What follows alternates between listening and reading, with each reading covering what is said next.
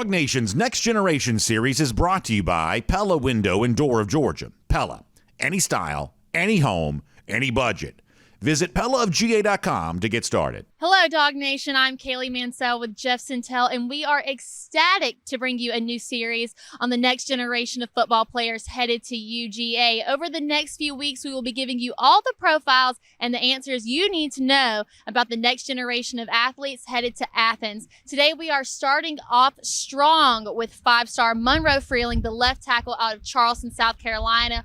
On3 has him listed as the number 7 recruit in the nation and the number 1 prospect coming out of South Carolina. Now, Jeff, when you and I got the chance to talk about Freeling, you told me that he really embodies this next generation of athletes in Athens. What do you mean by that? I mean, Kaylee, and welcome, by the way, welcome to DawgNation. This is not just your dad's or your uncle's or your big brother's offensive tackle. Now, it's Monroe Freeling. Got to get some Southern in there. If you're from the Pacific Northwest where he's from, then maybe it's Monroe. But, you know, this is a guy, you learn about him. Here's a great story. Before his games this year, they're going out, they're going through the tunnel, they're going to stretch. And this coach said, hey, man, dude, you want to get in line? You want to stretch with us? And he's like, Coach, you mind if I do yoga instead? This is the left tackle that is 6'7", 290 pounds. He looks like he's 260. He's got a 32-inch vertical, and he does yoga before games. His mom is a yoga instructor. His team down in Charleston, Oceanside, they did yoga every week. If you ask Monroe, he knows pigeon. He knows like child's pose. He's got a whole catalog of yoga moves. And when you put all that together with 6'7", 295, 300-pound clean, and an All-American, this is a different next generation type of offensive tackle prospect.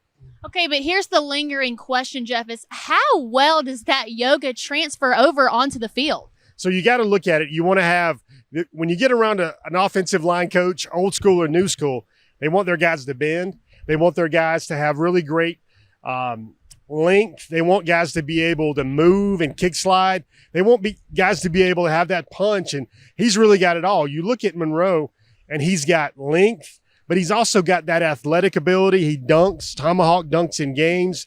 He has the really, this sounds kind of cliche, but he looks like a yoga guy would look like that on the field. What he does is he always plays at a cool tempo, never rattled, and he just seems smooth out there when he's trying to shadow a big-time defensive lineman. You look at Monroe, you look at everything he brings to the table, and we don't really cover a lot of guys.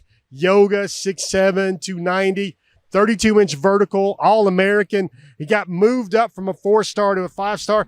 Kaylee, he had an offer from an SEC school, South Carolina, before he ever played his first varsity football game. He's been coming, he's been developing with just a great fire to get better. Now, as we mentioned before, he is the number 1 prospect coming out of South Carolina, and I think one thing that you and I can both agree on is when Kirby goes out of state and pulls a kid, they are the best of the best. So with that being said, do you think he has a real shot to see the field this year? Well, that's a good question. I think a lot of times in the trenches in the SEC, you know, it's a grown man league. If you're starting freshman on the offensive line, it usually says something more about your team and what it doesn't have rather than what perhaps this young man brings to the table. I think 2024 is the really huge year for Monroe. Why I say that? Because you look at Xavier Truss, you look at Tate Ratledge, there's going to be a lot of openings on the offensive line at Georgia. Amarius Mims. So Georgia's going to be a little depleted on tackles, and that's why they need Monroe to come in, get acclimated, get some reps, second team, third team, and get comfortable with a year of strength and weight training at Georgia. And then he'll really be needed and called on in 2024 to play a lot. Now, I have to admit, Jeff, one thing I'm really impressed of is how fast you can rattle off those yoga positions, but how well can you actually do them? You know what? I'll be honest. Everybody knows a fitness guru out there that does all these things, whether it's downward dog or child's pose or 2-hand stretch. I'm a football guy. I love that you've seen some young players embracing this. You know, Georgia did it every week. Carson Beck has done it for a few years. I know that. But, you know, I like that all this yoga stuff matters to Monroe. But I also like it. He's a physical, nasty football player. Perhaps the best clip you've got on his film is, you know, the play is lined up to go to the opposite hash, and Monroe drive blocks his man from one hash to the other and just really removes him from the field. And the referee looks at him like, man, I want to call a penalty because you humiliated that kid, but you really didn't do anything wrong. You just dominated him. Now, I truly couldn't think of a better player to have started this series off with. Now, make sure to tune in the following weeks. We've got lots more profiles coming your way. I'm Brian with Pella Window and Door of Georgia. I want to take some time today to share with you a little bit about how we can help you with your local project. You may be interested to know that Pella is the #1 rated brand among homeowners for innovation. That's important here with our Georgia Heat because we offer windows and doors that can help improve your energy efficiency by up to 79%. So if you'd like to learn more about that, come visit one of our local showrooms, check us out on our website, or just give us a call and we can set up an appointment.